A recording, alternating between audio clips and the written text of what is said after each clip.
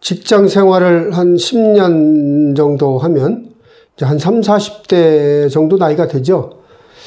그쯤 되면 이제 목돈이 좀 모이고 이래서 이거를 어디다 좀 한번 투자해볼까 생각하시는 분들이 많이 있어요. 그 중에 하나가 상가가 이렇게 나오는 거죠. 그래서 상가에 대한 관심들이 직장인들 사이에 좀 많은 것 같아요. 그러나 제가 여기서 몇 가지 말씀을 한번 드리고 싶은 건 뭐냐. 상가 이거 진짜 잘못 분양받으면 정말로 상가집 되는 겁니다. 그러니까 이거는 아파트나 이런 거하고는 진짜 달라요. 그래서 아주 신중히 접근을 해야 된다는 것을 우선 한번 말씀을 드리고 싶습니다.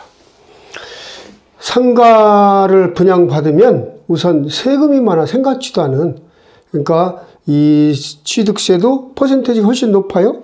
거기에다가 나중에 재산세, 토지분, 건물부문으로 내야죠. 또 나중에 소득 합산해가지고 종합소득세도 또 내야지.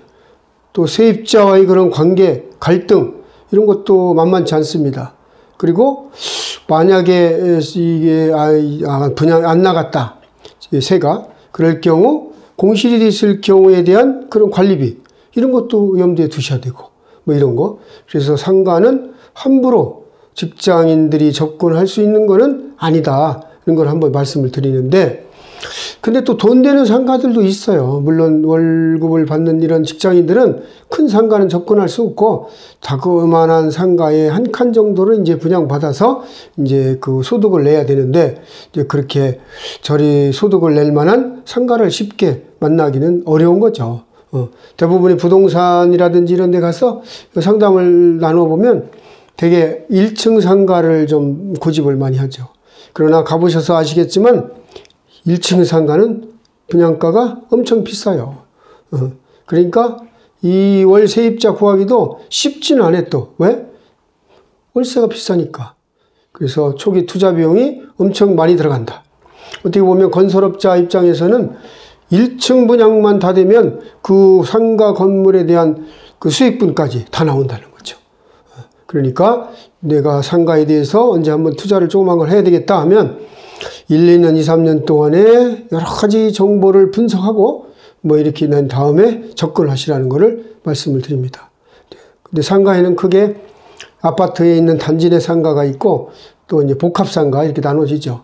다 장단점은 있어요. 그런 것들이. 그러니까 그건 물론 단지 내 상가는 조금 저렴한 부분도 있고 있지만 고정된 고객이 있다는 거 뭐 이런 것들이 좀 유리하고, 그러나 이제 복합 상가만큼 그런 활성화가 되기에는 좀 한계가 있는 거죠. 뭐 이런 다 장단점이 있습니다.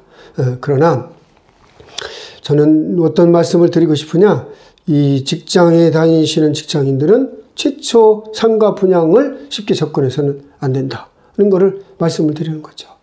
그럼 언제 이 상가를 사야 되냐?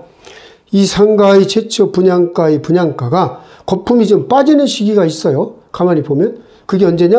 한 3, 4년 정도 지나야 돼. 한 5년. 이렇게. 그래서 상가가 공실도 좀 없이 자리 잡고, 이렇게 지나면은 그 거품, 분양가의 거품이 좀 내려앉습니다. 그래서 매매가가 좀 분양가의 한 3분의 2 수준, 많게는 절반까지도 내려오는 경우가 있어요.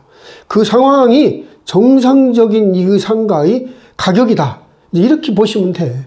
이때 부담 없이 조그마한 상가를 하나 구입하는 것이 좀 적기지 않나. 이런 것을 한번 말씀드립니다. 저 같은 경우는 경기도 모처에 조그마한 상가를 한번 샀어요. 한 7, 8년 정도 됐죠. 이 상가가 분양했던 시간이 지났으니까. 하지만 입지가 좋고 뭐 건물이 좀 크고 깨끗하고 뭐 가시성도 좋고, 그래서 어떤 절차에 의해서 그걸 소개를 받아서 샀어요. 근데 얼마에 샀냐? 최초 분양가의 절반. 근데 이걸 알고 보니까 왜 이렇게 절반 수준이 됐는가? 건설업자가 이게 건설을 하고 여러 가지 하청업자들이 있잖아요. 근데 이 돌공장 사장님의 그 돈을 줘야 되는데, 건설비를 그 줄 돈이 없는 거야. 그래서 상가 몇 칸을 이제 그 돌공장 사장님한테 준 거였던 거야. 그래서 내가 건설 비용을 줄 수가 없으니까 사장님 요 상가 몇 칸을 그냥 드릴 테니까 이거로 하시죠. 그렇게 했던 거죠. 근데 이 사업하시는 분들이 상가 몇 채 몇 동 가지고 몇 칸 가지고 그 월세 받아 가지고 이렇게 유지한다고 이 가지고 있고 싶어 하는 사람들은 별로 없거든요. 그러니까 한 4, 5년 지났을 때 이 상가를 갑자기 이제 팔아야 되는 거예요. 왜? 이분도 사업이 좀 어렵게 돼서 자금이 필요하니까. 얼마에 나왔냐? 최초 분양가의 절반 수준 정도밖에 안 됐어요. 그래서 그거를 이제 제가 구입을 한번 하나 했죠. 그래서 뭐 큰 수익률은 아니지만 그래도 이렇게 다른 주변의 상가보다도 좀 안정된 그런 상황을 지금 유지하고 있습니다. 그러니까 제가 말씀드리는 거는 30, 40대 직장인들이 함부로 부동산을 투자할 때 상가는 쉽게 접근해서는 안 된다. 그리고 최초 분양은 반영받은 거는 위험성이 굉장히 크다.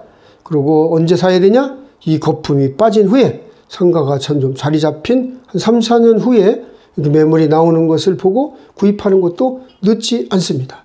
그러니까 그 시기 적절한 것은 본인의 선택이니까 그걸 알아서 잘 하시라는 것을 말씀을 드립니다.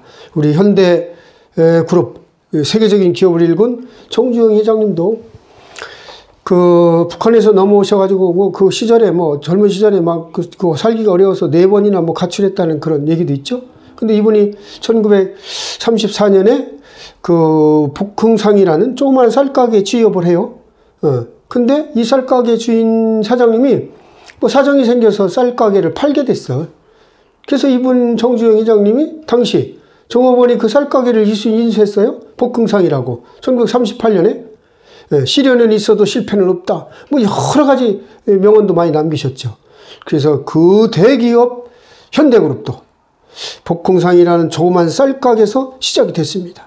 그러니까 지금 직장에 다니고 있는 여러분들도 조그만한 이 목돈을 모아서 좀 손해보지 않을 정도의 자그마한 상가를 투자해서 하면은 조금 노후에 그런 경제적인 삶이, 경제적인 여유로움이 있을 수도 있다는 것을 말씀을 드립니다.